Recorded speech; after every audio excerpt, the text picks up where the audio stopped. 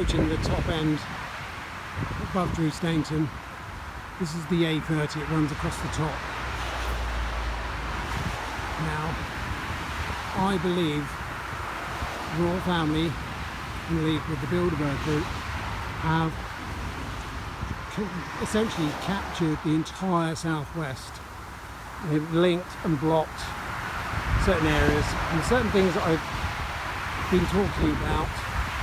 And rather strangely, the other day I had to reorder a cash card. I had a number on it, left it all inside the envelopes, didn't touch it.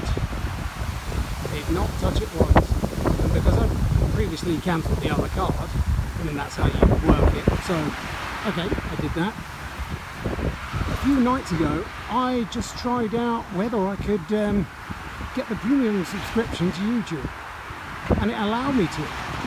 And I fell asleep and thought, really? What's going on now? Next morning, I looked at there on my Apple Pay section, the Visa, and I had a Visa card put down in there. But keep this in mind, I needed to have opened the letters, called the bank and registered a password for any purchases. So anything I decided to buy in the future, it would have come up. I didn't do that, I didn't open it, I haven't touched it, and yet I was able to purchase stuff on this mobile. This mobile received an anonymous call, an 020 number from London, and it was the very first call I received on this phone. Now I've tried to call that back and it has failed. They have not answered. I've tried it before. I sent a text message saying, who is this? I didn't answer because I wondered what was going on.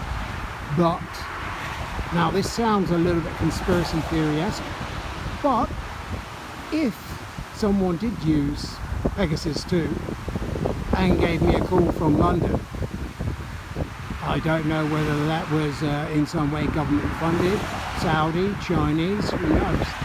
But all I know is someone is able to mess around with my mobile with unopened cards and place the card on my phone.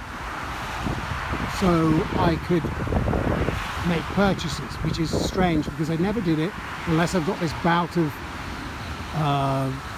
online registering in my sleep, which I can't imagine to be true considering those notes and letters were not opened. So I'm wondering what's going on here.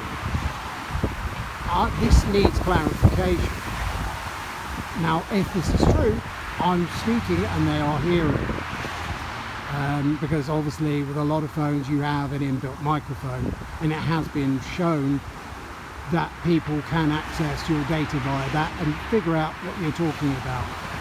And we've obviously just recently had all those attacks on those Houthi members, I think it was.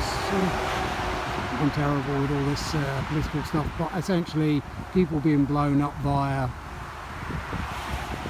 you know, people putting sourced phones out there. I got this phone from the cashback store. It's across from the Metro in Exeter. There's a Sainsbury's Metro and it's in the Guildhall shopping centre.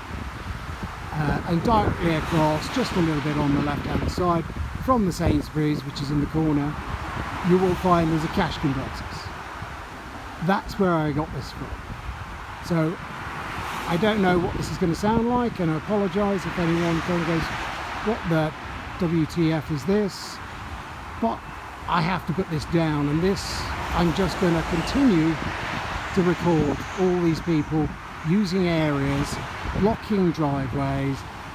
We have this plethora of people coming along with Z, K and J's and their license plates, and a lot of them stop with the letter W.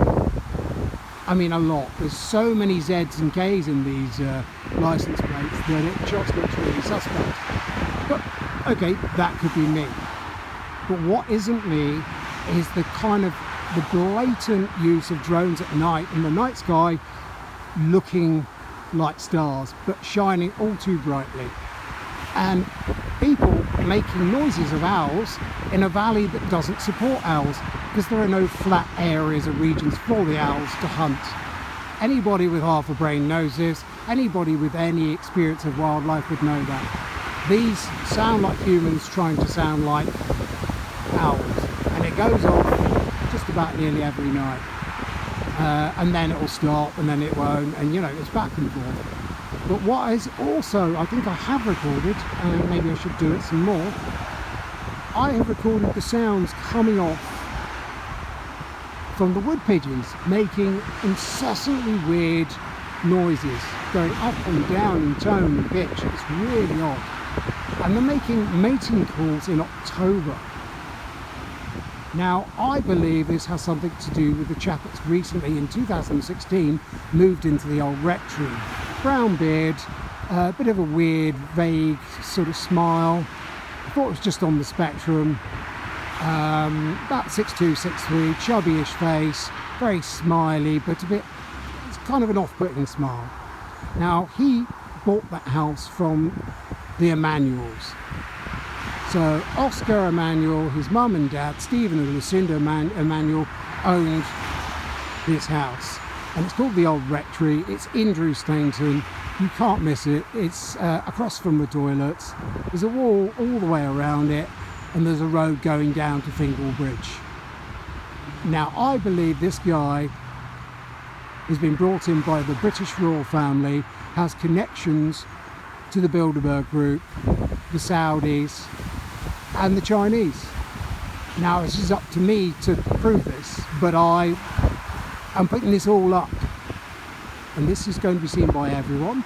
I'm just going to keep on at it, and I will be contacting the ICC and the ICJ.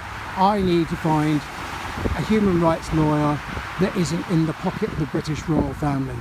And considering they seem to control everything, as in the Crown Court, all around the area, I believe the only way I can take them to court is via the companies I believe they have hired.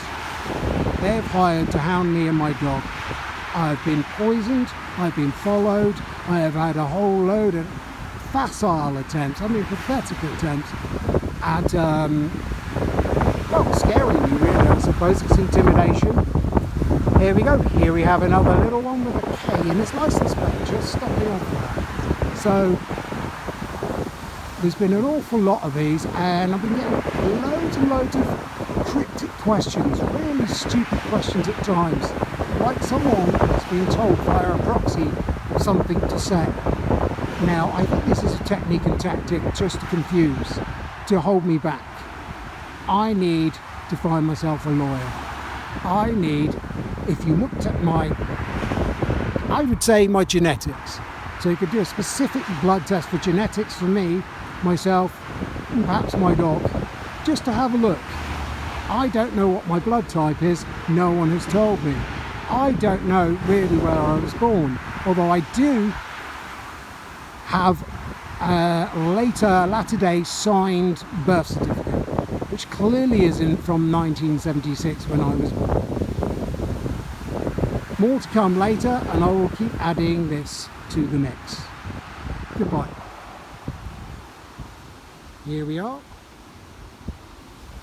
Top lane. There's the there's the A30.